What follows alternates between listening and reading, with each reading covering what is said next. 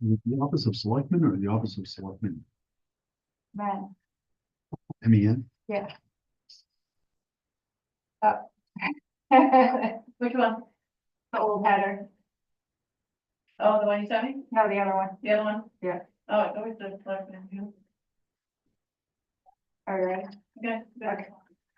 The time is 6:04 and I call the Board of Selectmen meeting to order. Please stand for the pledge.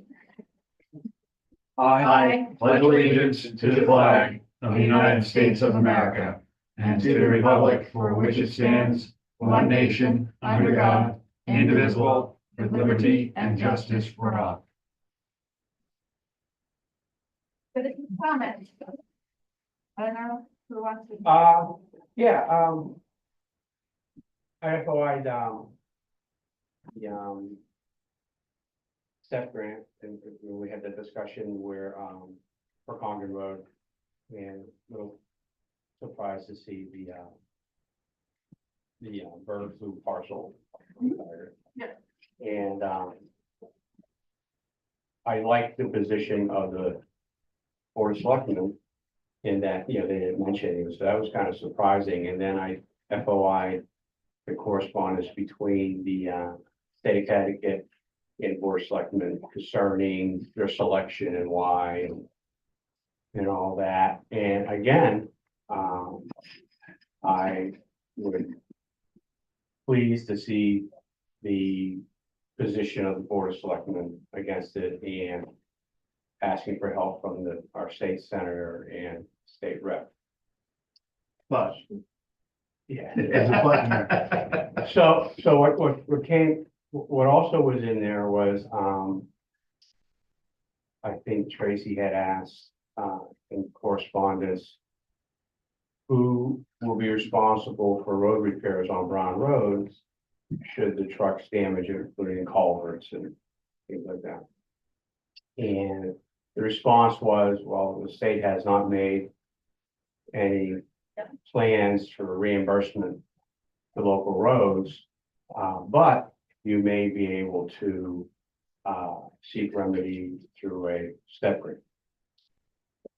So that led me to say, okay, all right, so that's the idea of the step grant for Congan Road, and that's maybe why the parcel's on it. So I FOI the correspondence between the planner, the Board of Selectmen, and any other employees to see what was the thought process behind the step grant. And if that was it, and I haven't received that yet. Yeah. We're within the window. Yeah, you just, I started it, I haven't. Oh, yeah, no, we're within, yeah, I'm Because I not, so just- I'm just waiting for that, that's all. So, I mean, I'm happy about the stuff, but in reading it, I don't know if I would like to suggest that, I don't know if the board should be, a little more proactive. Because my question to you is, what are you trying to accomplish from this? Trying to make sure that they don't use that parcel for Right, okay, composting. okay. And, I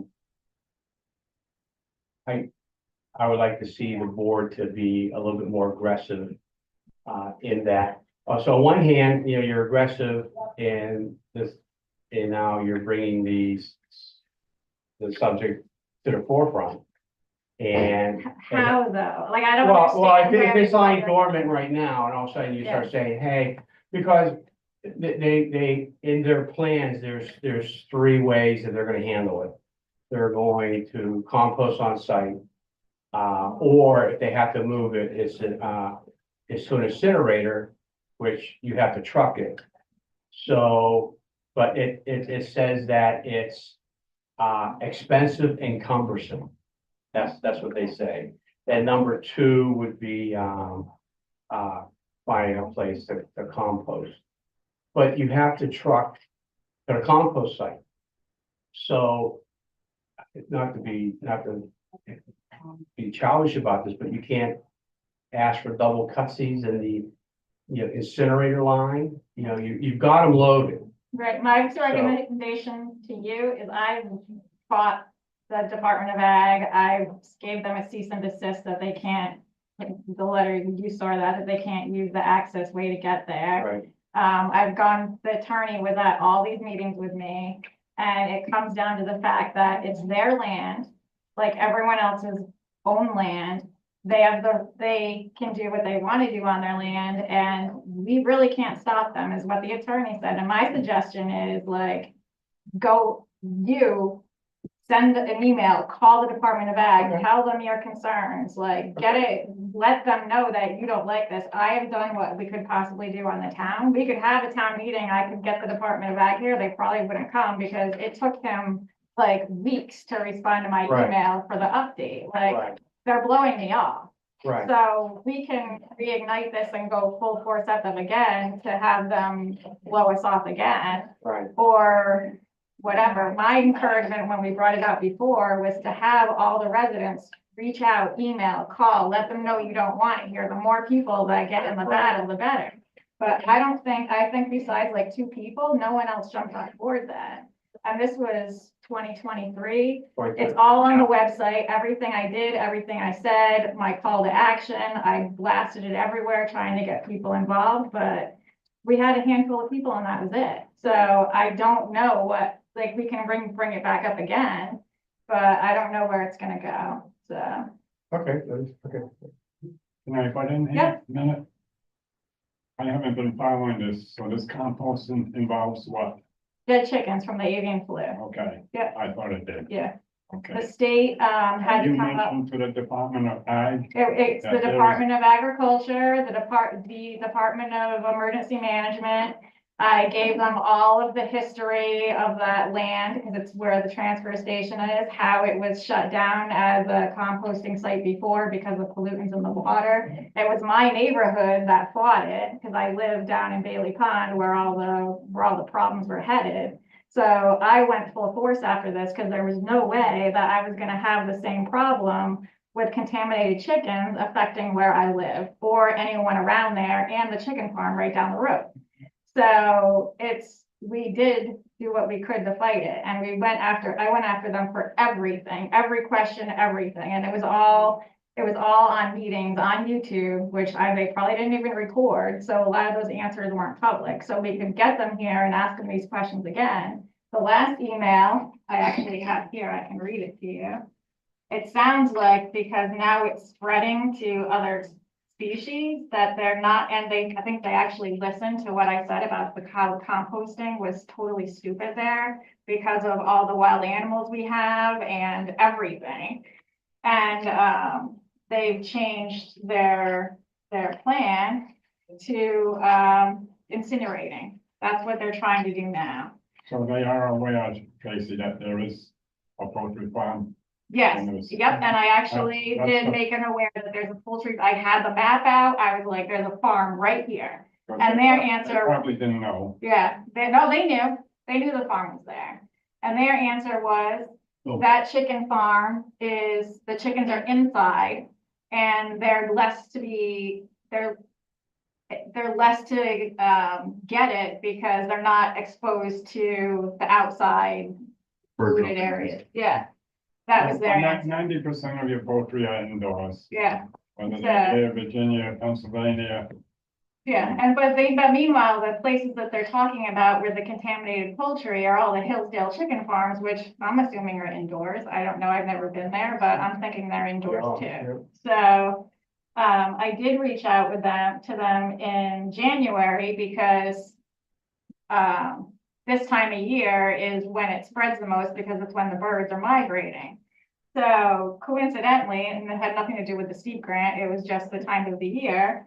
I reached out to the commissioner, who is Brian Hurlbert, and I said, this was January 30th. Good afternoon, Commissioner. We met via Zoom over a year ago to discuss the DEP land in Voluntown that was being considered. The land was being considered. There were like a whole bunch of other options they were looking at. They weren't saying it was definitely going to be in Voluntown. It was just, this is where we're looking. We're looking at other places and we haven't decided where it's going to be. That's what they kept saying. So I said, I'm checking to see if that site was chosen, as I don't remember receiving a follow-up that it was. Representative Lanu had told me that several farms closer to the commercial chicken farms had offered their land, which gave me hope. Since the last discussion, avian flu has shown to be affecting humans, and this is concerning if the area has been chosen. Thank you. He didn't respond to me until February 11th. And he said, first select person Hanson, thank you for reaching out. We are in discussions with the USDA and DEP on alternative composting methods. But I think they just realized that composting is like stupid. That would reduce and potentially eliminate the need to compost offsite. As was stated previously, every effort will be made to minimize the need to move carcasses off the farm. And that was the answer I got. So if they still haven't said, yes, they're gonna use the site, no, they're not gonna use the site, I don't know. So that's where it came. And it had nothing to do with the steep grant. Well, I mean, that's what I like. Done, we can tell them we don't want the money, so I don't know. That's not the issue. Okay. The issue is that that's what, well, obviously, that's what triggered my concern. It had nothing to was- do with each other. Like I said, that I have, and I can even show you what I already have. I talked to Public Works and I was like, give me these are the roads that I'm looking at to do the steep grant. It was, Condon Road. I have all their notes and everything here. It was Condon Road, Gate Street out here. We had two plans for Gate Street because one plan has us widening it because it's narrow and with the traffic's getting busier there with the playground and the parks. So we had, Gate Street, regular, just repaving it, Gate Street, widening it, Condon Road and Williams Road for the roads that we had. And with the steep grant, what I was finding out was that if you broke it up into different projects, you had to submit separate grants. So the Williams Road was like, I don't remember the exact amount. But by the project cost, the one that was closest to $1 million, which is the actual value of the steep grant, was Condon Road. So the Condon Road fit what we were looking at for the steep grant more than the other roads did. That's why we did Condon. Right, right, and I appreciate that. Not even thinking about. And I can see the logic. And lo and behold, on the last page Yeah. is a map with the parcel. It was just the map that we had. It had absolutely nothing to do with anything. Conveniently, it was there because like I That's what said, triggered it. and like I said Wow. before, our grant writer, Well, I told you, our grant writer is trained to go for all of the reasons to ask for money. And he was like, if we put the chicken thing on there, we'll more likely get the money because they know that they'll be using it for that. And I was like, but they're not using Condon Road for the chicken thing. Like Condon Road was not the road they were doing. They were doing Brown Road because Brown Road made, I don't know why, they never actually said why. And I even told them that like, we don't have our large trucks go down Brown Road. They all go down Condon Road. well, they're supposed to go in Brown and out Condon. Yeah, That was decades ago. Yeah. That's wrong, Tracy. When they haul trash from the transfer station, they go Brown Road both ways. they're supposed to use Condon Road from what I was You come and told. park on Brown Road on Fridays, and they do most of their Yeah, dumping. To share, And you see they use it both ways. both ways. Okay. yeah, to share the misery was supposed to be Brown Road in, Condon Road out. Yeah. And they're going both ways on. Well, I understand, because the S curves, I Are mean, they there's doing no both shoulder. ways on Condon or both ways on Brown Road? They're doing both ways on Condon. On Condon, They're supposed to go, as I understood it, that's what I thought too. was in Brown, out Condon. But Okay. if they're coming south out of Sterling, Yeah, they don't want to go down to Brown and backtrack. They take the left and they come down Condon. Okay. And there's less curves. Yeah. There's one S curve, that's it. yeah. As far as limiting truck travel on different roads, you really can't do it. I know I can. I've gotten in trouble with the state for that. And even for the town roads, we can't limit the truck traffic without approval through the state. Cause I was trying to do that for, actually, the only road that we have actually asked for is Church Street because we were having problems with the tractor trailer trucks coming down Church Street from 165 and then trying to turn right and they took down our clock tower like a million times. So I did go through the formal process with the But they pay state. big registration, big Yeah. insurance, you know, they pay extra road tax Yeah. and the whole thing. That's why Yeah, you they can't won't, the do that. state won't, but they did let me do it on that road. So that road is a no truck road, so. But that's all. So, that's where that is. And I think I have everything here for the FOIA, but I'm not 100% Okay, sure. you're within the thing. But I still gotta look, I just really haven't had time to think That's of it. right. So I'll keep looking. Thank you. All right, who's next? Go for it. Okay, I'm here, Tracy, Board of Selectmen.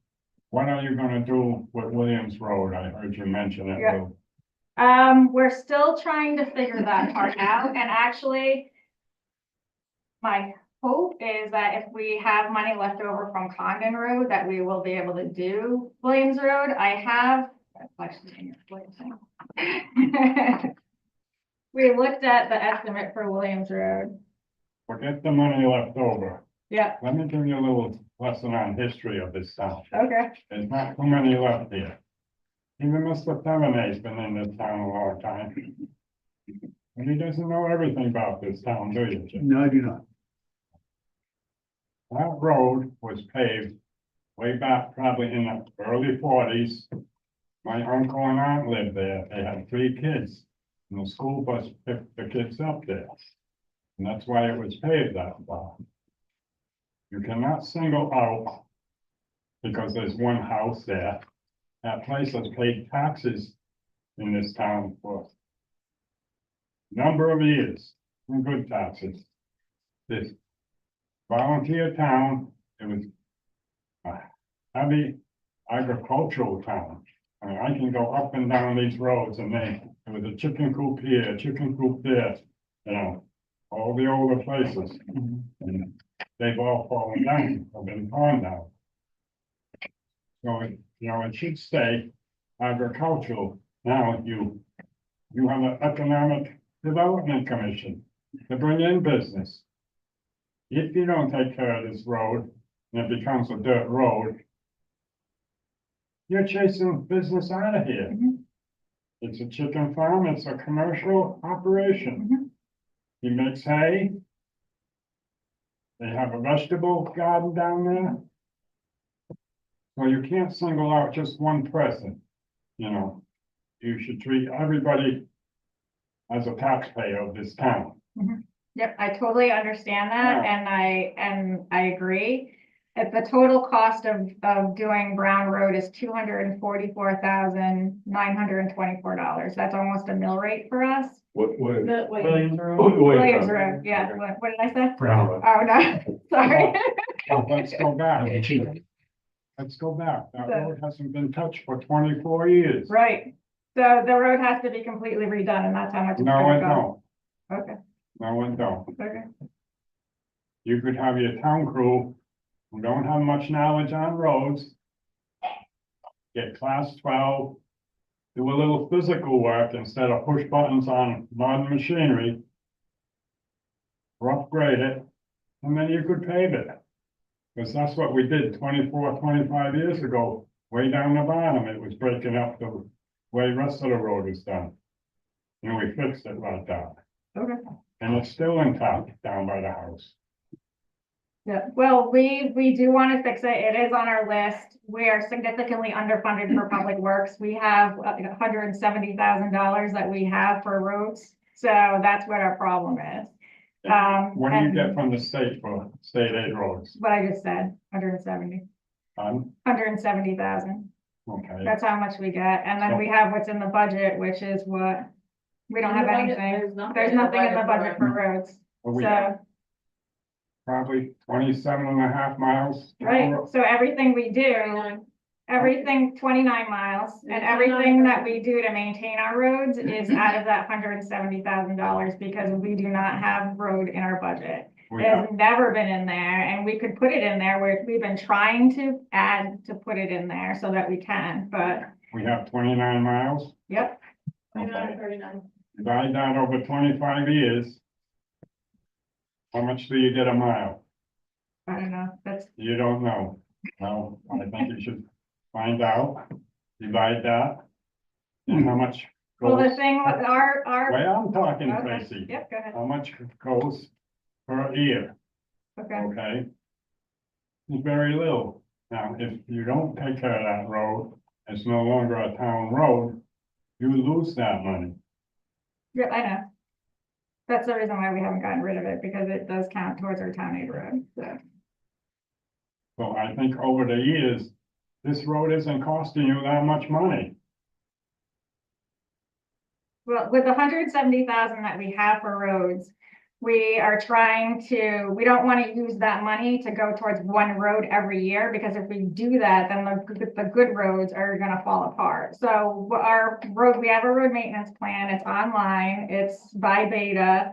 That road maintenance plan, we have to maintain roads that we have in good condition or they're gonna fall apart. So some of that money goes towards maintaining the good roads, and some of that money goes to fixing the bad roads. So it's a balance everywhere, because the more money you put into the good roads, the longer they'll last and you won't have to redo them. This is the So, problem you walked into.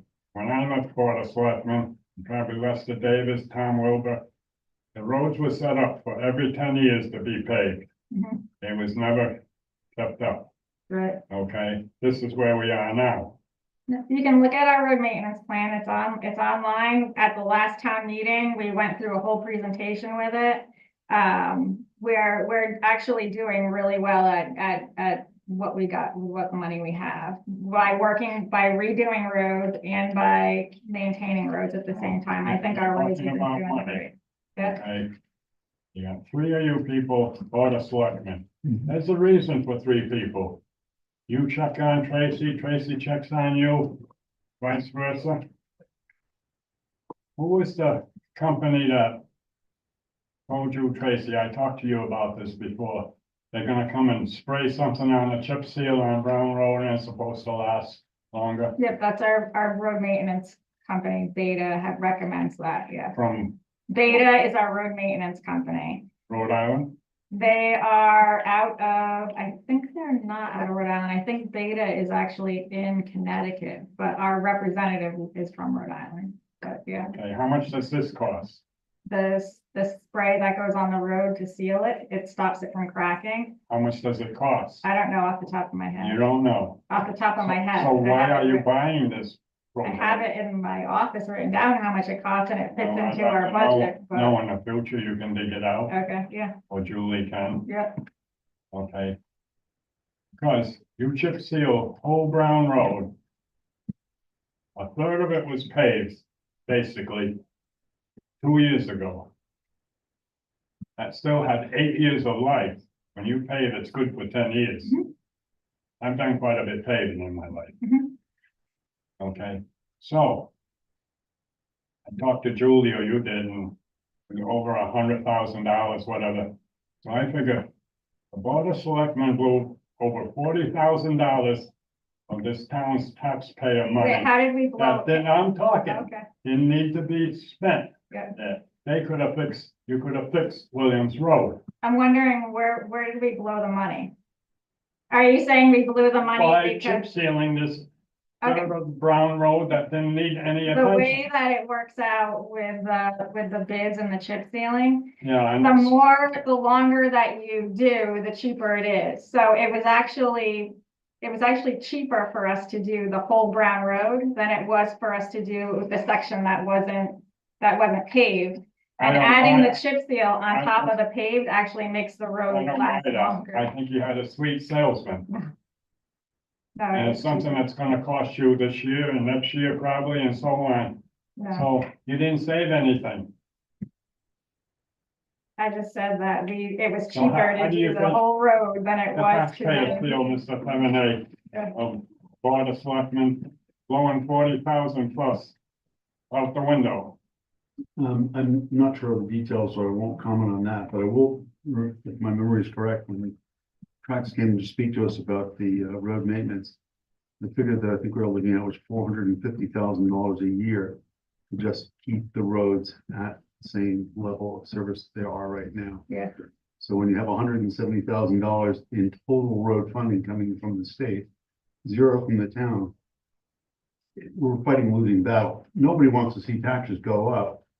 Whether you, I hear your Art, when you said that we blew $40,000, I'm not in agreement because I don't know what the number is. Yeah, I well, don't know how it's spent, but Jim, you're a financial guy. I have the I'm number. really disappointed. Your Yeah. mother wouldn't be very proud of you. Shame don't on say you. that. Shame on you. Don't say that. You're getting personal. You want it? Yeah, Julie has the amount. The crack ceiling of Brown Road was 50,976. $50,976. Is How much it costs, crack seal, Brown Road. tap seal on top of your chip seal. See, it just keeps, this every year, Julie?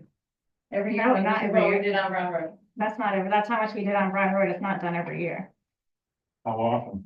I can't remember what chip sealing was. I think that was That was- 5 years. That was last year what we did on Brown Road. Yeah, but I think the chip sealing lasts 5 years. Yeah, I think it was 5 years. Yeah, But the ceiling, okay, so they do it every year for 5 years? It costs you that? no, it's once every 5 years. Okay. Well, it's another 50,000. So take a third of that, add it to the 40 plus. Total taxpayers waste some money. I think the board should be ashamed of doing that to the taxpayers. We are not doing anything to the Yeah, we're not. taxpayers. Yes, We brought a company in that has expertise that we do not have on the board or in Public Works. That's why we brought Beta in to assess the roads and to give us a plan. And we are following that plan. That is us doing our due diligence and responsibility to the town rather than us just, and Art, you've been around a long time, I know that. But what you're throwing out is you had a plan to redo all the roads every 10 years, repave them, correct? Right. Okay, that doesn't work in the modern era.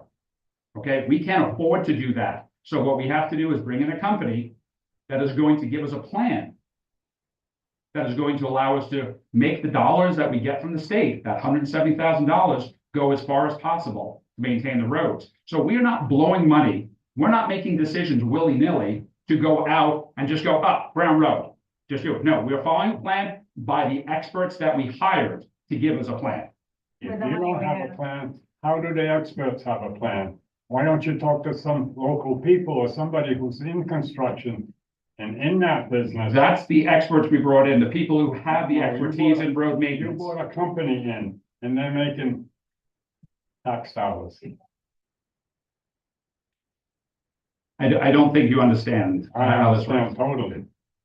Do you have Okay. anything else or Um, are we moving on to another resident? I'm wondering if you have any other comments or, yeah, I'm totally disappointed with the Board of Selectmen. I guess we'll see what you do with Williams Road. It needs to be fixed this year. And there's other roads, there's Gallup Road going down, Mhm. Kinney Road, Hodge Pine Road. those are our really, really expensive roads. Those all need to be redone too, and the drainage on those is antiquated, so those have to be And if done you too. start throwing one house on it, you go from 49 Hodge Pond. How many houses do you have on that? And you hit Grizzle Line. Right.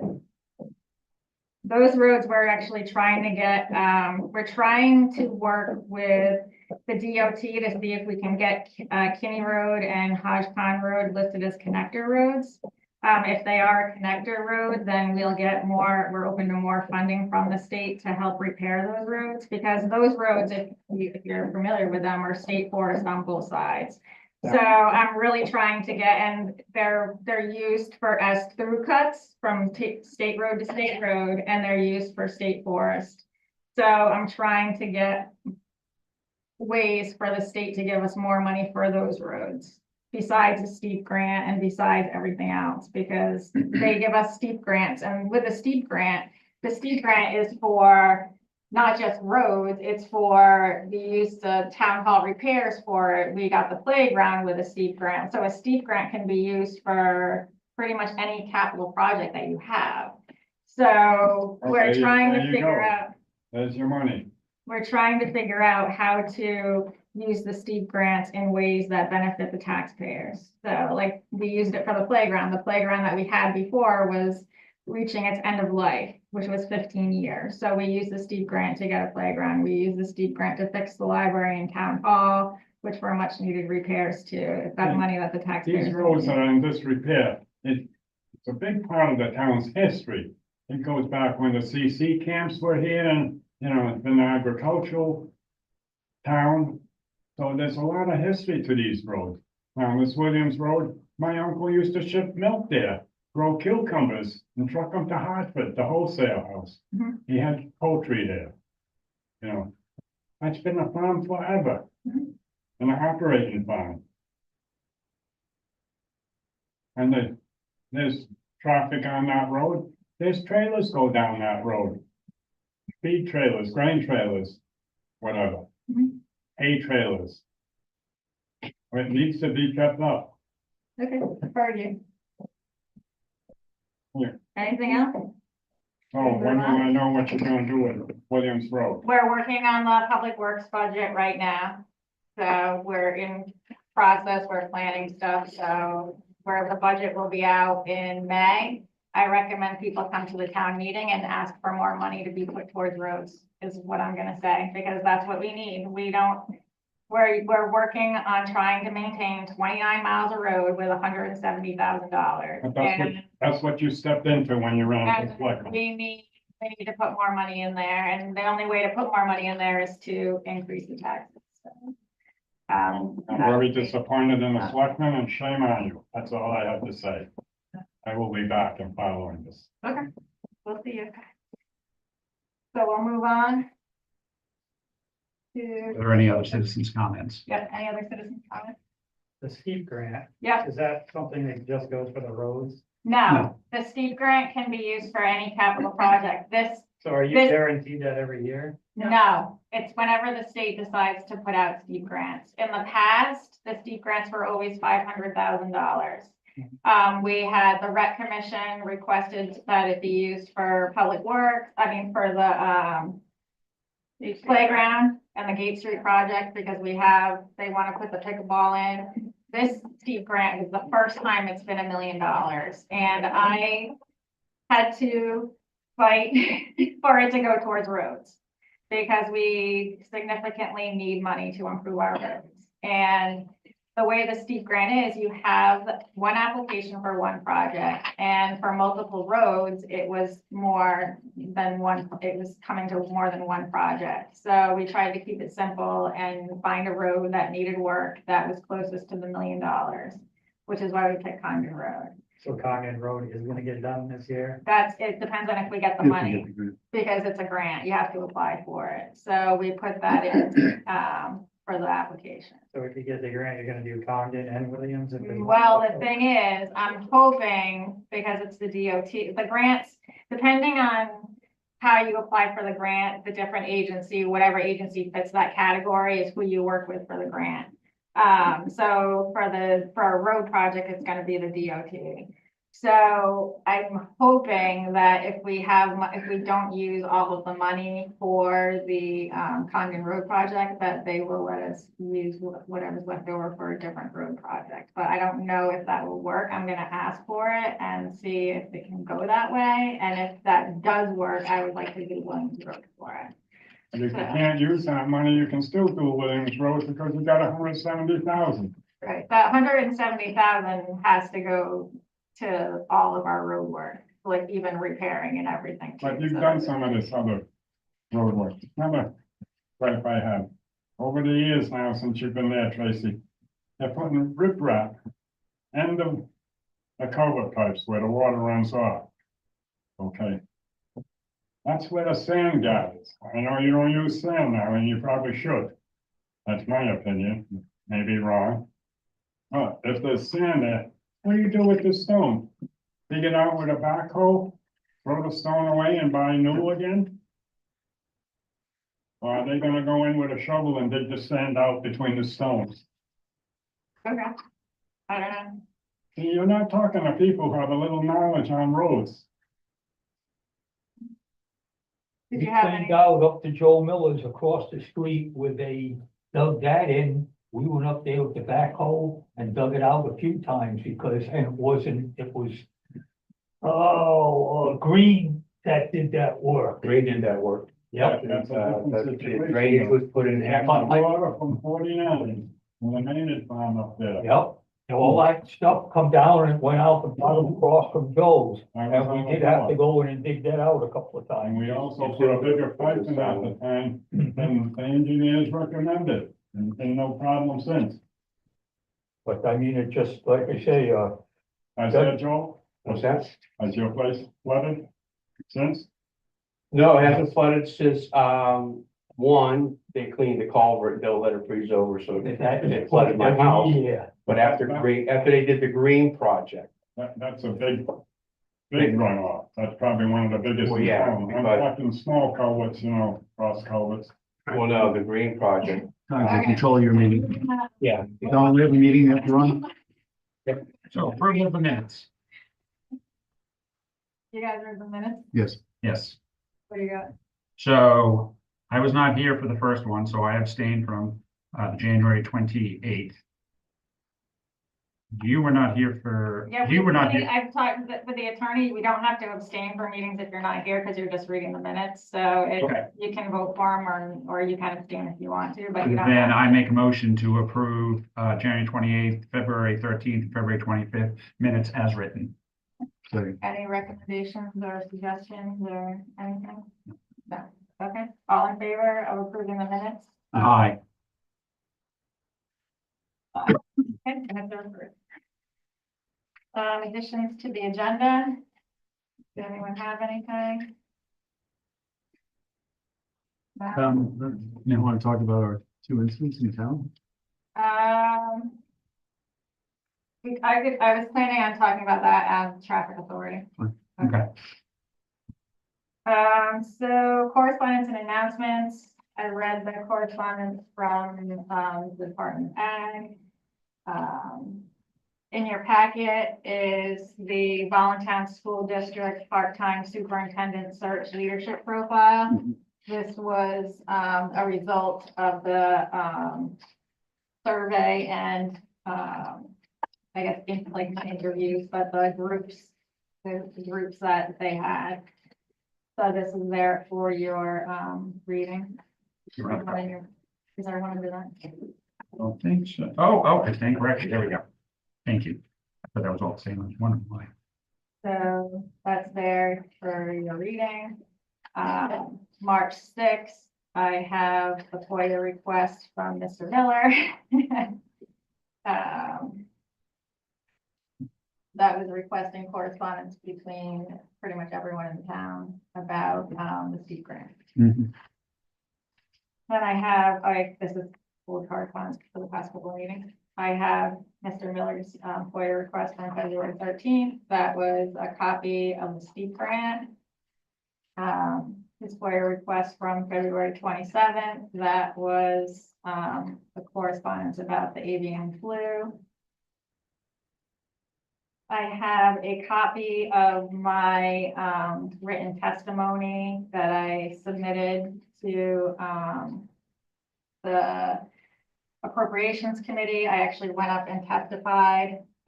This was on February 20th. I went up to testify in person because I felt that it would be good to write a testimony and go in person. The hearing didn't start until 3 o'clock. Mhm. 260 people signed up to speak. I was number 247, and if they went by my actual order, I would have been speaking at 3 a.m. They were kind enough to take me at 11:30 at night, and I was the last in-person person to speak, so I did get to speak. And this was in regards to the proposed education cost sharing grant cuts. Looking at, and it's kind of crazy with the state to figure out exactly how much we're gonna get cut, because I've seen different reports, Adam's seen different reports. The total cut over, it's supposed to be cuts that we're getting hit with over like 8-year total. Mhm. The cuts have been on hold for the past couple of years. They call it held harmless. the governor's current budget brings those cuts back into place. So the cuts, the numbers that I had seen was $114,000, $566,000 for this budget year we would be cut. And the same amount next budget year. Adam saw numbers that were higher than that, which for us, that's a mill rate over 2 years. So that's really concerning of money that we're gonna lose for the school. So I went up and testified about this, how on top of, and this is like, we just had our revaluation this year, so, house, valuations went up because people's property values went up. So that made that's gonna make our grand list go up. However, we're getting cut. We're getting cut with the threat to the ECS cuts. We're getting cut with, 100% veteran exemption, which is an unfunded mandate as well. That takes anyone that qualifies for this in town, they don't have to pay taxes at all, so that's gonna hit our grand list. We have quite a few people in town. And then we have the revaluation, the reassessment of motor vehicles. Like, they're gonna be assessing motor vehicles at a lower, I think it's at a lower value this year, which is great for our tax bills. Like, I'm so glad my car tax bill is going down. But the state's not giving any way for us to offset that cut.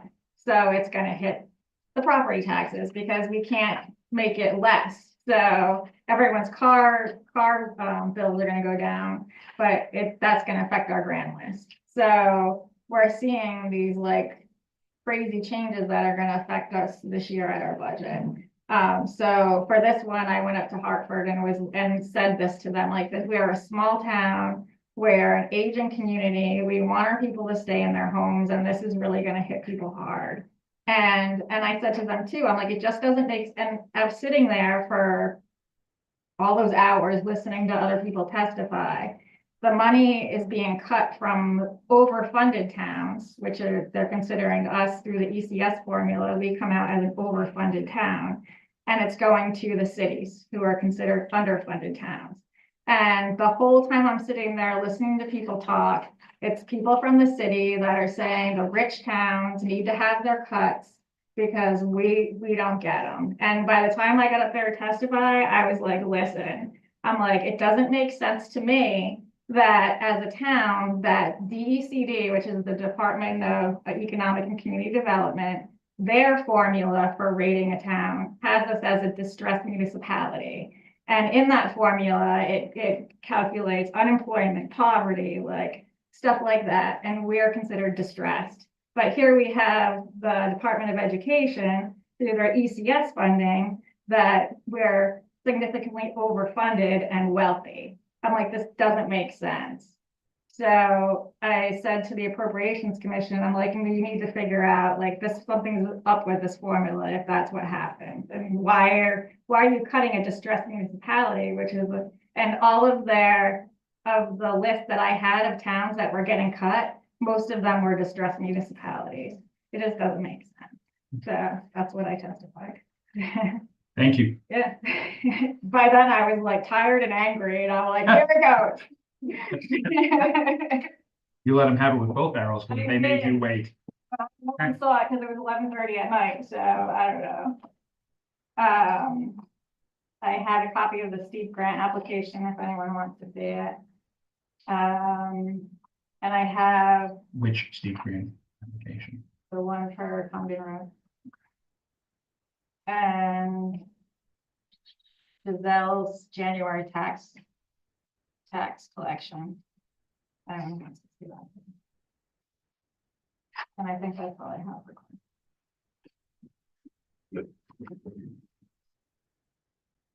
All right, public works report. So for public works, like I mentioned earlier, we've been working on the budget. We've also been working on a policy for,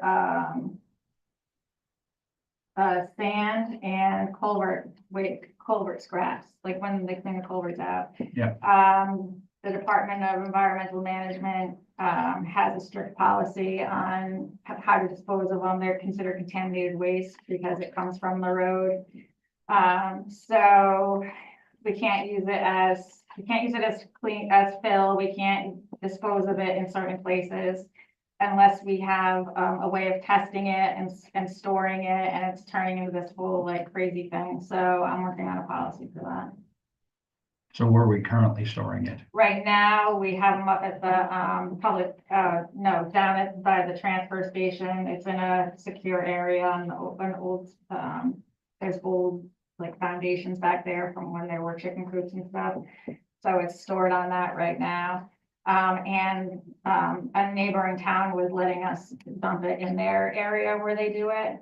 But they just notified me that they can't accept any more of our stuff. Because their area is now like closed and full. So they do have another area that they can take it to, but it has to be non-contaminated. So it has to be, it has to go through the whole, Through process. It testing. has to get screened, it has to be tested. So it's like, we currently don't have a way to screen it ourselves. So we either have to like figure out where we can get it screened, or we have to buy something to screen it. And then we have to get it tested. We have the question of Tracy. Why is it contaminated? You're 100% salt now. I mean, salt don't Well, they contaminate. consider- We're gonna be putting wells in for people in the Right. future. No, they consider it, if it comes from the road or the side of the road, it's considered contaminated because of motor oil, gasoline, trash, like But on the anything. other hand, if they dig up a 20-foot section or 50-foot section of blacktop, you dump it out there in the open air, and that's okay because the air Right. loads it. Uh, That's something to bring up to them. yeah, Some So- people don't have common sense, you know. Yeah. They do this here, and over here you can't do it. so that's what we've been working on with Public Works. Okay. So local traffic authority, yesterday, we had 2 significant accidents within 2.5 hours of each other. The first accident was, right out on 138, 165 out here, right in front of, Town Grill and Road. Pizza. The road was closed for over an hour. Yeah, 4 cars. That was the So- first accident. No serious injuries in that one. What was the circumstance that gave rise to somebody pulling it? So I was sitting at the stop sign at the corner of Bronson, so 49 south. I was at that stop sign trying to get to the Baptist church for scout meeting. And what we put together, because I saw the wrecker being loaded, I saw the wrecker go by. And, if you drive by even now, when you're headed past Town Grill and Pizza, the hedges, there's a boulder in the middle there and you can see all of the dirt, what happened there. So it looks like there was a pickup truck that was coming out of town the other way. No, what happened Was it the white van? Yeah, what happened Okay. was there was a vehicle coming down past Bronson's. It decided that it was gonna pass the car in front of it and it went into oncoming traffic. Past So- the yellow yellow down the hill. No, not down the hill, right in front of Town Grill. Right in front of Town Grill. And it passed one, clipped it, flew in the air, hit another one. It was just someone doing something stupid. Also, So, and That's where, so that was there the was first. another accident where someone passed. That was the first year ago. accident, and this is an area where I've repeatedly submitted requests to the DOT for, first to have, well, not first, but in orders, was a stop sign and a red light at the intersection of 49 Shetucket. When I first asked for it like years ago, they told me that we don't believe in using red lights for speed control. Okay, so since then, I go to public works training, through the state of Connecticut. They do it out of Yukon. And since then, I've learned that the, Federal Highway Transportation Authority or whatever they're called, they have recently been using red lights as speed control. So I brought that up to the DOT and I said, listen, things are changing. It's now recognized to use red lights as speed control. I would like it to be reconsidered to put a red light back there. Well, what's the traffic counts too? When was the last time they done? Well, we can get the traffic counts ever since, because, Firstly, we can, well, yeah, probably, I don't know if they'd go for that because they can change. With the speed rate, the school flashing signs, I can get traffic counts through that. So I can get some idea, but maybe not all of it because it depends on where they're coming. well, that might be enough to get the state to do an Would official actually do traffic a count. traffic count because You I, talked no, to- let's do you that. talked to them. So I had the last request I did was to reduce the speed through the whole section of that road from Rhode Island all the way through to Griswold. Because the speed, if you're driving there and are paying attention to the speed limit, it changes like drastically up and down the road. So, and it changes to like 40 right in front of the old house up here. Which didn't make sense to me because if you're driving into like the busy business district, why are you all of a sudden going faster? So I submitted a request to the DOT and I said I would like it to be 30, 35 all the way through. Like there's residential places up there, they can't even get out of their driveway because people are flying through there. So the DOT gets back to me, they did a whole, and I requested that they do the traffic study during the busiest time of the year when the traffic count is the highest. And they did it in what, like April? Yeah, yeah, they did it, oh no, when they did it for the speed limit, they did it in like April or something, like they did it at a time, and I'm like, it doesn't make sense to me that you do the traffic studies at the slowest time when our Eversource bill, like, how do they get your meter rate? They do it from your most used energy time, like, so why would you do your road study in April? Like, it didn't make sense, but they wrote back to me and they said, or they called me and they said, listen, we did the traffic study. The actual speed of that road should be 60 to 65 miles an hour. And I said, please don't change it to that. Like, that is insane. So they wouldn't change the speed. So I tried that. I also, when I was cleaning out something, I found an old plan that the DOT had to narrow, like when people come down the hill from Robin Cemetery. Oh, the speed accelerator thing. Yeah, there was actually plans to like narrow that so that people would be forced to go slower. So Pawtucket would wind up with a hook at the end. yeah, To make it actually narrow. had these plans already done. And I contacted the DOT and I was like, I found these plans, like, can we do this? Like, this would totally slow everything down. No, There was also a plan, Tracy, when I was on the board, when you come from 165 and you had that little cutoff there, yeah, to put a light there also, and that was all supposed to change instead of going through, because people shoot through that. red yep, light. they don't even stop at it. And and part of the up by Pawtucket Yeah. Turnpike and all that, Yeah, and we worked on that. It so, was progressing when I got off the board. yeah, so I reached out, so that was the first accident. The second accident was, a 49. couple hours later, 7:30 at night on 49. It was four people on dirt bikes, and a pickup truck. And one person didn't get hit at all. 3 people, on the dirt bikes did get hit. One fatality, one life star, and the other ambulance to Bacchus. Yeah, So, so no helmets. They were coming out of a trail. I don't know if they were coming out of a trail because where the accident was, there aren't any trails. I think they had come out of a trail and were going down the road, but on the way from there. There's no Right. trails down there. Trail. Yeah, there's no trails down there. So today, when I got in, I called Senator Summers and Brian Renew, and I said, listen, this is really concerning to me. It's the first nice day, sunny, warm, and we had 2 big accidents within 2.5 hours of each other, one with fatality and very serious injuries, because I think they thought that there were gonna be more than one fatality after that accident. And I need help with the DOT, and I explained to her everything I just did about the plans things that I've asked for, guide the town pizza area. And I was like, and I would like help with the dirt bikes and this just enforcement of things. So they've reached out and we're gonna try and get a meeting with the DOT and see what we can do about the enforcement. It was kind of odd today because News Channel 8 called and wanted to do an interview, and usually when they call, I'm like, I don't want to do an interview.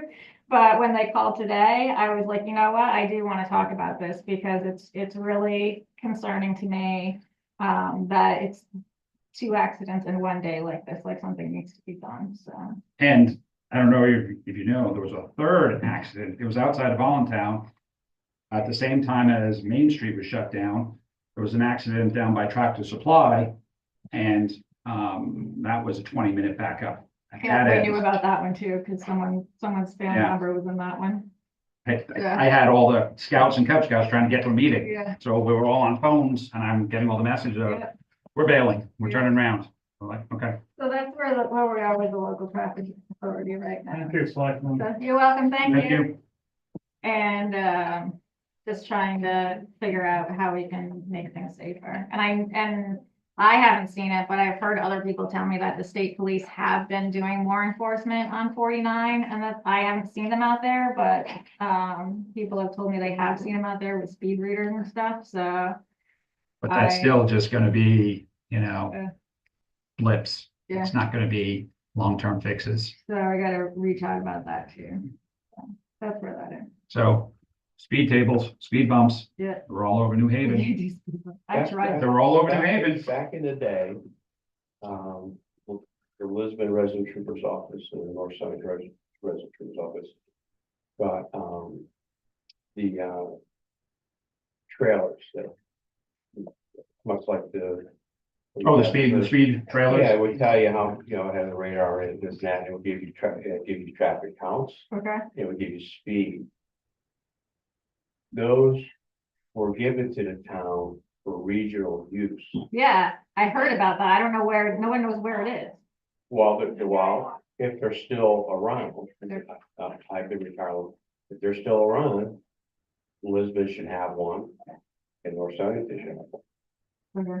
And those resident troopers, when Valentine, they used them in Valentine, when Valentine requested it. Yeah, I don't think they. They have went this to anymore. your representative sergeant, Yeah. who never comes out.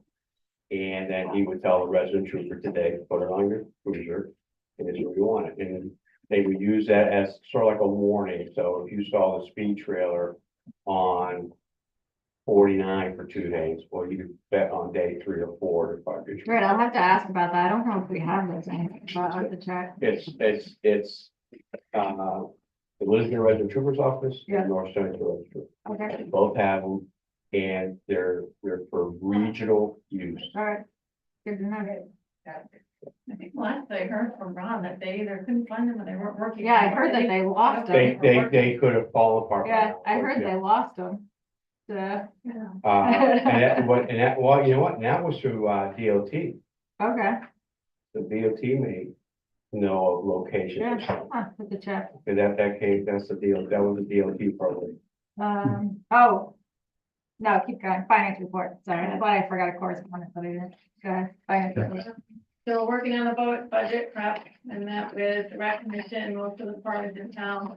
I just got a couple more left to meet with the public safety, library, and elderly commission, so once we meet with them, Kate and I can get together and talk about first draft of the budget. Either for the next meeting or the first in April. The ClearGov implementation, I finally got all the numbers in, I'm working on training on that, so hopefully we'll have a draft of that for you guys to be able to see. And policies I've been working on policy to reallocate funds from old, capital projects. We have a few capital projects that are finished, like the Methodist Meeting House, with a little bit of money left. I need a policy on how to reallocate those funds. So, you'll be looking at that in a few minutes. And I'm working on a special revenue policy for the rec commission to try to figure out how to use. There was a fund created by past selectmen. And they've been trying to figure out how to use the funds. They have no idea how to use the funds. I'm working on a policy with them, trying to figure that out. With the right commission, they don't know how to use the fund. And then Tony's report, treasurer's report. We earned $11,029 last December. Total for the fiscal year, 98,000. We're almost done with our implementation of the new, moving to the new checking account. We're hoping to close some of the citizens accounts. Now we've opened the new savings account. And we moved most of the money that we can into the savings account, so we don't have to put everything into SIP. It's a lot easier, a lot quicker to transfer money back and forth, so. Interest rates are about the same between Centreville and SIP, so. That's what, and we're still working on the refund policies, there's a couple policies we're working on. Any questions? No, Old business, ARPA funds, I have no update. Trip grant, we're still waiting for the DOT. The CIF water study, I gave you, trifold. yep, there's two. There's two trifolds, because there's two areas. So, are you gonna get me? I thought it was a duplicate. Yeah. That's it. Yeah, that circle and town center. Yep, so these are trifolds that we created with Kleinfelder. They're gonna be mailed. We're working on getting them mailed out to residents in the areas that are for the well study. One's the downtown area and one's the beach pond area. So these will be mailed to them for information. And they'll be posted on social media and on the website. And we're also working on some other website and social media things that we will be talking to them about the next meeting. We were supposed to meet tomorrow, but we are canceling it and working on all this stuff to be ready for the next meeting. Okay. So then we have the blade line. We have a gym. Right, It's so we're kind of at loggerheads. You've made your position pretty clear. I can reinstate my position. It's Sure, I know that there's certain properties in town that are like mostly it's the houses that no one lives in, that are in bad shape, need to be addressed. The problem is that, this is gonna cost money that we don't have. The blight ordinance requires, it requires a blight enforcement officer. It requires a blight, a board for, a board. yeah, It requires things that realistically, it requires us to have money on hand, because the problem is you can find people, you can put liens on their property, but it all comes down to, if they don't do anything, the town's responsible for taking the building down or making the building safe. It costs a lot of money to do that, and yes, you can eventually put a lien on the property, but you might not get, you could never get that money until they decide to sell their property, and they could sit on that. So we would have to have the money to, how many houses do we have, to be able to demolish or make safe X number of houses, which, last time I checked with the tax collector, it's 12 or 15. It's the number yeah, that which is would a probably huge be covered by liability this. for the town. But, and yes, you can get the money back, but when you get the money back, it goes into the general fund. It could be next year, it could be 20 years, it could be whenever they sell the property. And one thing that we've seen through past practice is that the people who sit on these houses, they really don't intend to, they're not gonna put money into it, they're not gonna pay fines, they're not gonna do anything, and you can put the lien on the house. Like I said, they're gonna sit on it. It's gonna cost the town, and it's not something, and as I just said earlier, in the situation that we're in, I just don't think that it's something we should be doing right now. That's why I'm against it. But there's two of you, if you guys wanna move forward with it, like, you can always outvote me and we can bring, and this has to be voted on by the town too. so. Right, yep, I understood, and it is. I understand your point, it's more likely than not going to cost the town, it's gonna cost us money to put this into place. And not even to speak of all the challenges of trying to Find people. to be find on the a committee. zoning enforcement officer, sorry, a blight enforcement officer, as well as staff up the board. Yeah. I acknowledge that, but we've got to do something. Mhm. We can't just not do anything I think Jim and I are in agreement on that point. And so we're not trying to say it has to be this, but we've got to put some time and effort There's into. no, I've tried to find any other possible way to do this, and there isn't. Like, we've tried it with the property on Church Street, because the building officer does have certain things that they can do, but we can't find people because we don't, in order to find people, you have to have the ordinance created to do the fines. And you have to have the review board, you have to have through the attorney, you have to have this to be able to do that. So we did put the board up the house, we let them know they had X number of days to come up with a plan. The plan has never come forward.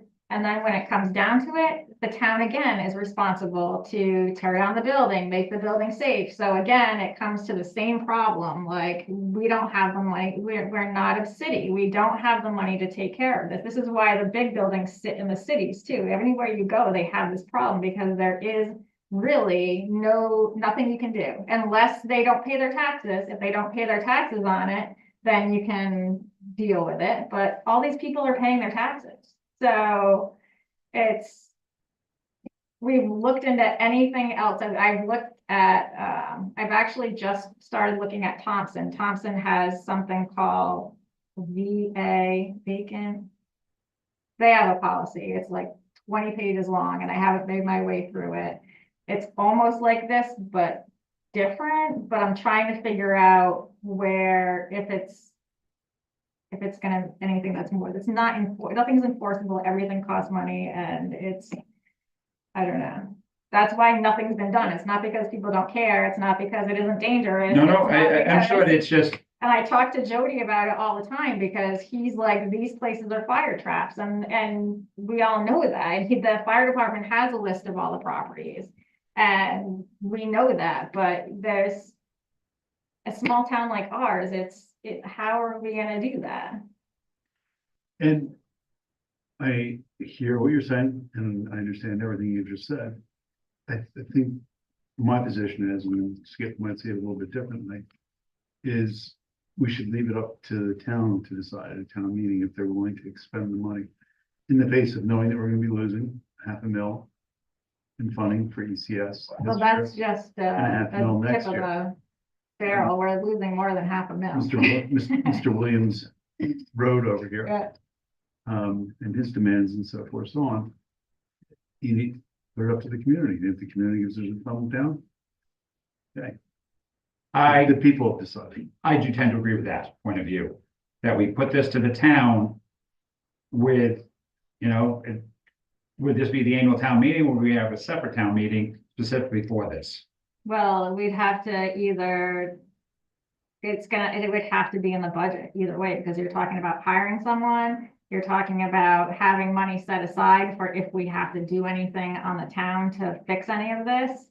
So that's money that will be there in case we have to pay for and these houses are old, so we're not just talking about demolishing them, we're talking about, we're gonna have to test them for asbestos. Yeah, testing, for asbestos lead, abatement. we're gonna have to do remediation, these are not cheap things, if we put this through, this is gonna leave us liable to tearing down all these old houses at the town's expense, which should not be happening.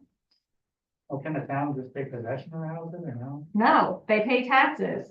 Yeah, they're If throwing on they their don't taxes, pay and their taxes, that's the problem. prevents us from doing anything, really. And there's the hard thing.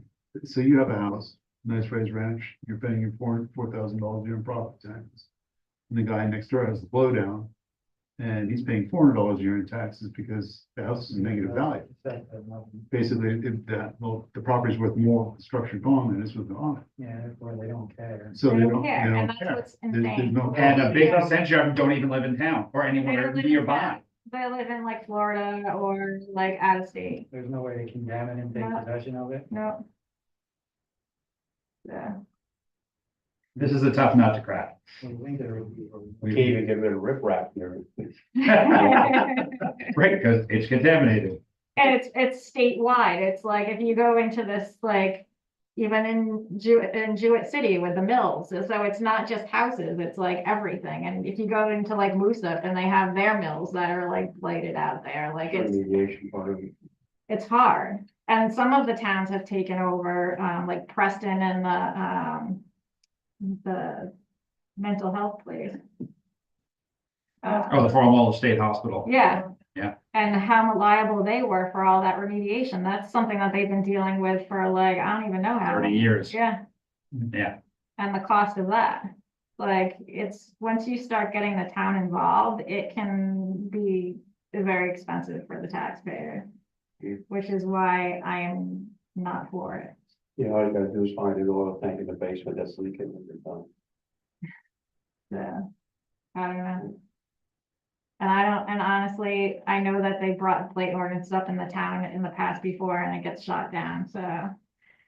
And that's like for people complaining about people's yards, never mind the houses, because sometimes that can fit into this too, so.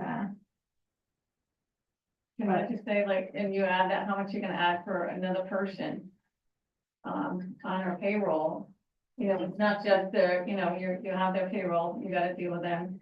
How many houses are they gonna be, what are they actually gonna do when they have these 12 houses to work on, that's their entire job? Like, we need people to mow, we need, you know, we need other people to work for our transportation, our elderly, like, we're desperate for people there. Why are we putting extra money in somebody that's just gonna sit there and work on 12 houses? You know, like, where's the sense in that? That's my feeling. Well, I don't want I to go think through this there point by point, but does it have to be a full-time person? No, that's part-time. That's part-time. Does it even have to be a part-time person, or does it have to be someone that is basically an on-demand? Is there a service that we could, like, Either way, like you're our, looking at paying. like John? You know, where it's a service that's provided by a company rather than us having someone else on the payroll. And then what do? Do they go to everybody's houses now? They start looking at everybody since they have nothing. No, to do, it's but they have to when start, we've got you a know, property where- we're concerned about, we where do call you- them where in. does it end, you know, where do you draw the line on what's blank? Start with the list of 12. You start with 12 and then they have nothing else, where do they go then? They start looking at everybody else's houses. Well, no, that's what I'm saying. It's, they're not town employees. It would be, is there a company that could provide the service? And basically, Right, we but call it's them still- in when needed.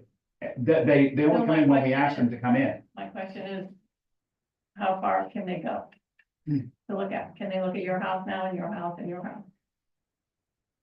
My house does need residing, so I gotta shut up. Right, where do you have the line? Well, I understand there's an expense. I still think that rather than us deciding, we should ask the people in the community to decide. If they decide this to come down, then it's not. All right, well, I don't think we ever actually went through the whole ordinance because all I have is the redlined copy from the attorney, so we've never. So really went let's any take this for further. homework. Revisit this next Okay. meeting and we can discuss it more then on whether or not we want to present this to the town. Sure. Because as much as I agree with a lot of what you're saying, Jim, I think what's gonna wind up happening is the town is going to vote it down. But I think we do need to do something, even if it's presenting this to the town and the town saying, no.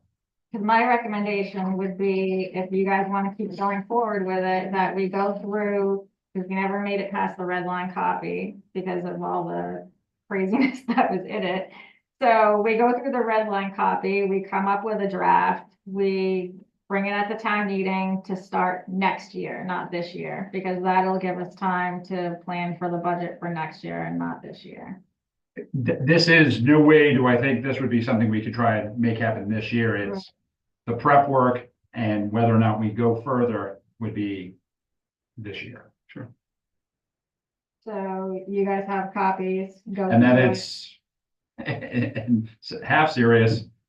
And then it may be the three of us, or it may be a completely different three individuals, because this is an odd numbered year. So next year will be a new Board of Selectmen, whether or not it's us or not. So, Well, if we have it ready for the town meeting this year, it'll be, we have to have it ready for the end of May to be voted on, and then it can go into Oh, effect yeah. next year. Yeah. Yeah. To go into effect next year. so, okay, Okay, I've got nothing else on this topic. All right, that's good. so do your homework. Roger. National Day of Prayer proclamation. So every year we do the National Day of Prayer in May, and it's coming up, so I'm gonna read it. Whereas the National Day of Prayer is a tradition first proclaimed by the Continental Congress in 1775. And whereas in 1988, legislation was unanimously ratified by both houses of Congress and signed by President Ronald Reagan, stating that the National Day of Prayer was to be observed on the first Thursday of every May. President William J. Clinton again proclaimed this on May 1st, 1997.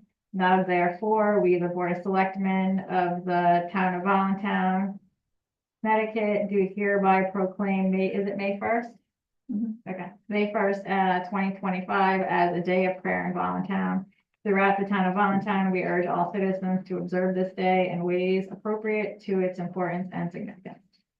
So I just need a motion to, that Second, motion's been made and seconded to accept the proclamation. Is there any discussion on it? Nope. Okay, all in favor? Aye. Aye. Okay, so we just have to sign it. I'll Yeah. start and pass it around. We do have a day of prayer meeting in the back from all the churches in town get together and do a little prayer thing over there. So if anyone wants to join, that's part of it. yeah, you got it. Oh, thank you. Set the beach pass rates. So here we are already. Is that the rates we had last year? 20 in town and 80 for out of town? Yeah, those are like. Those are last year's, they're in the packet. Okay. So we just. And last year was the year we did the big jump for out of town, correct? Yep, Okay, and we didn't have any. Did she say in here how many? Yeah, she made 5,900 last year. Did she say how many passes we sold? She didn't give me passes, we just made $5,900. Thank you, Joe. Thank you. thank you. So we just need to decide if we're gonna keep them the same or what. How much what was the net loss with security? It's around 15,000 or something. Hmm? Security, wasn't it about? Was it 15,000? No, I thought it was like 7 or 8. It's 7,790, so 7,800. So Is about it gonna be 2,000. the same for this So year? cost us about 2,000 altogether. Which isn't bad. I'm good for these rates. second, Okay, any more discussion? none. Nope. All in favor? Aye. Okay, each pass is On the Inflation Reduction Act, holding the line on beach fees. That's right. Tax refunds. All right, as proposed by the tax collector, we have $8.85 for 498 Wiley School Road. Yep. $2,898.86 for 22 Pequot Trail. You're like, woo-hoo, jackpot. I was like, that's a bigger than usual. Congrats. That was my wife paying and me paying. Oh. We get those, people that want to pay twice. Thank you. We have 195.47 for 8 Beachview Road. 6625, 815 Beach Pond Road, and that's it. Make a motion to issue the tax refunds as recommended by the tax collector. And I second that one. Any discussion? No. Okay, motion's been made and seconded, all in favor? Aye. Opposed, none, it's approved. Second. Okay. Reallocation of unused funds policy. That is what Julie was talking about, and there's Yep. copy in here and also the forms to go with it. I reviewed it, the attorneys reviewed it. Julie, Can I and, explain it real quickly, like, yeah, basically, we have, funds in old capital projects that are, the project is done with. There's like minimal amount, 4,000, 10,000, whatever. We need to be able to reallocate those to a different project to be able to use, can't, you can't use it in that project, you gotta be able to find a way. So this is Yep. just a basic, simple policy on how to use it, who can use it, like if it's, 4,000 left in a library project, like we did the roof, there's money left over after the roof, we want to reallocate that to another library project. So the thought is to try to keep it where it was originally intended to use, to keep it there. They have to request how to use it, for the new allocation, so this is just gives us a way. The lawyer suggested that we can do, the board of selectmen can approve up to 100,000, anything over that has to go to a town meeting. 4,000 is the threshold? 100,000. 100,000, I was like, wow, that's low, okay. yeah. Okay, so up to 100K left over can be reused and for a new project by the same entity. So the selection can approve up to that. Up to Anything that. over 100,000 has to be, Town meeting. the reallocation has to be approved at a town meeting. Does that need to be an ordinance or is a policy good Yeah, enough? he said, Yeah, we questioned the attorney about it all, so. And Okay. That was Just out of his- curiosity, not that we would do this, but if, can he aggregate $100,000, or if he had 120 and decide, well, we're gonna do 100 and then 20? No, two different separate capital. occasions. No, So in other words, No. if there were more than $100,000 in Yep. excess left over from it something, goes to the town it's meeting. gonna have to go to a town meeting. Yeah. We can't do 80 and 20. We can't No. do creative accounting. No, I'm just asking the questions. No, that's a good People at home question. who are Yeah. watching will know that we're being honest. but it says Yeah. unused funds up to 100, so Okay. it would be the whole for amount. the project, Yeah, so you have to submit a form for the project and say, this is what's left over in the project, I want to move it to this project. Our reputations were being besmirched a little bit earlier. I want you to. No. And we haven't said the word lately, but transparency is what we try and operate under. So, Works for me. all right, so So would this need to be the first reading and then we have to do a we second? can do reading? that, we can do the first reading. If you guys can get a I've chance read to through it. read I'm good with it. Do you want to do another Did you reading read it or? all? Or you- Yes, You did? yes. Do you need to do a second reading? Do you think it would be a good idea? I've read it, I'm fine. with Other it. than Office of Select Man? I don't Yeah. think it needs another one, just besides the top, yeah, Select man? Yeah. Okay, so we're good, I'm good. okay. Other than the minor typo, I make a motion to approve this policy. Can I just say that that letterhead has been used for like the last 20 years? Really? I inherited that from my predecessor, Okay. Okay. just saying. Yep. Well, better select man than select person. I think you're better. I don't like being, I honestly, confession, I don't like being called a select woman because the title is select man. It's not, and I feel like it's being. Well, when you were I'm reading being the response from, placated by being called a select woman, like, no, it's the position is select man. It's like, that's what it's called. It's not, it doesn't matter if you're a man or a woman, it's like, that's what it is. I heard those words in my head as you were reading the correspondence where you were referred to as select person. I was like, oh, Tracy does not like that. I don't like that. That's not the title. So, So, yeah, no, I heard your disagreement with that in my head as you were reading it, so. just All so in you know. favor? all in favor? Aye, Aye. Wait, did you guys, did someone say? I made a motion to approve. And you seconded? Yeah. Okay, so a motion's been made and With the seconded. editing on the title. Okay, Yes. all in favor? Aye. Aye. Okay, it's fine. Beach Be drawdown. kind. Okay, so if we're in the window now for the drawdown, to get the drawdown request, and it's like March 1st to like May 1st or something. So we're in the window to get it drawn down. I've reached out to the woman that I talked to in the environmental review board for the dam drawdown, and we're gonna get a meeting together with the residents of Beach Pond and anyone that's interested in the drawdown to go over everything to do with the drawdown, because I haven't requested it in a couple of years. They've recently changed the policy. It requires an environmental review of like species, and it's like turned into this like crazy thing. And I already know, because they're like, here's a link, check on it. If you're in a blurb, then you have to go through you have to fill out this form first, because it goes to the species review board or whatever.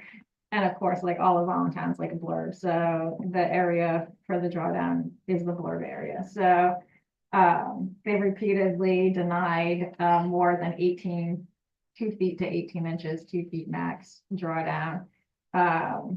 We've had like rain, we're either hitting droughts or rain. And one year we had the drawdown with the rain and it didn't really do much. And The net effect was 0. yeah, so I want them to come and talk to the people and explain to them like how this whole procedure works, so that everyone can be ready for whatever they say, yes, no, 4 feet, like there's, I don't know. I get stuck in the middle between the people and the state, and I want the state to come and do it, so we're not playing operator on it, so.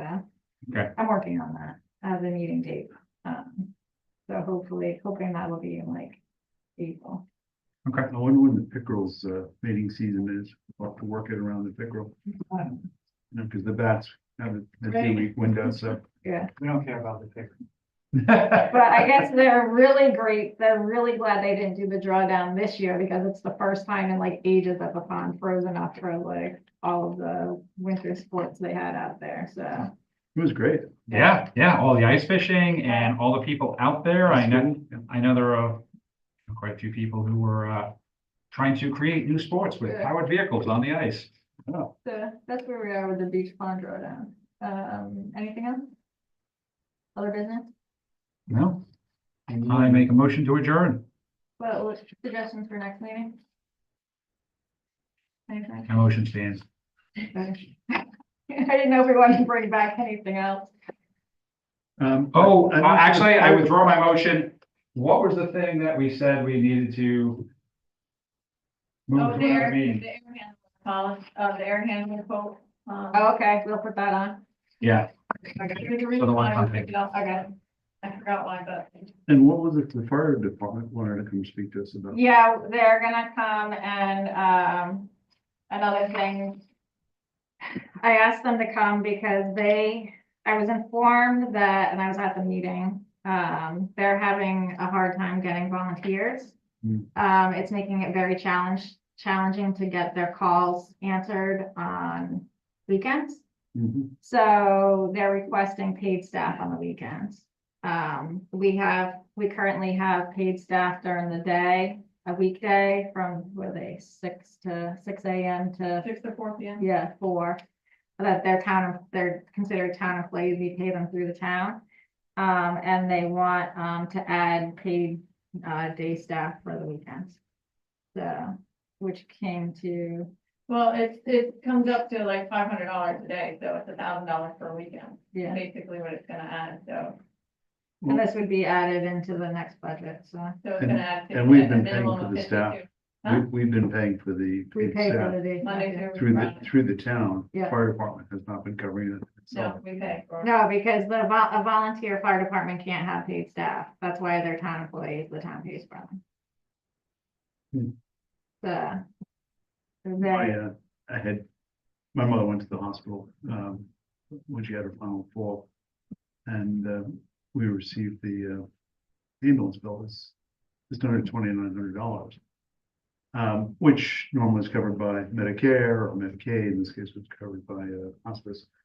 And, I'm sure that's negotiated down to a much lower rate, as everything is, start with the yeah. crazy number, and then you find out what the real number is, and maybe it's half that, so what's on. When I was a volunteer MT, we were doing about 300 calls a year, and that was probably 15 years ago. We must be doing the same volume of calls right now. I What think the used to calls be, have gone up, that's the problem. and I'm sure they have, so if what used to be the Voluntown Community Ambulance is, let's say, averaging $1,000 reimbursement from insurance, whether it's car accidents or so forth, they must be producing somewhere around $300,000 to $400,000 a year Mhm. in revenue. These are all questions when they come to ask. Right, which I'm just wanting to. No, but you're making us think ahead of time. Yeah, Right, that you know, are this money that they're collecting, are they using it for equipment? I know Are they using it are, for we training? need Because a my new, understanding is we provide almost all of those funds. right. So I'm just wondering where this, I pool of know money that's we collected is currently going. need a new ambulance and they've been saving for it, so. good, and that's fine. Yeah. I trust them, Yeah. but we have to ask questions. Yeah, oh yeah. Do we have? Is their budget completely their own? Yes. So we do pay for not, Their services. okay, so we don't have oversight on their budget. No, we don't. Okay, They're a whole. I want to know separate- that ahead of time before. They're a whole separate entity. We have no oversight over their budget and they submit the cost of their services. Okay. So, And first rule of politics, never pick a fight with the fire department. Well, the police department, luckily we don't have one of but those. they Thank will, God. probably, I'll see if they can come to the next meeting. Julie and I are gonna meet with them to go over, what their needs are and everything too, so. Okay. As far as supplies, we put, some of their stuff in capital projects and we'll be talking to them about that. Okay, I bring back my motion. And I'll second that brought back motion. All in favor of adjourning? Aye. Aye. All right, thank you. Thanks I for just stay coming. around and see. No, and you know what? We genuinely appreciate when we do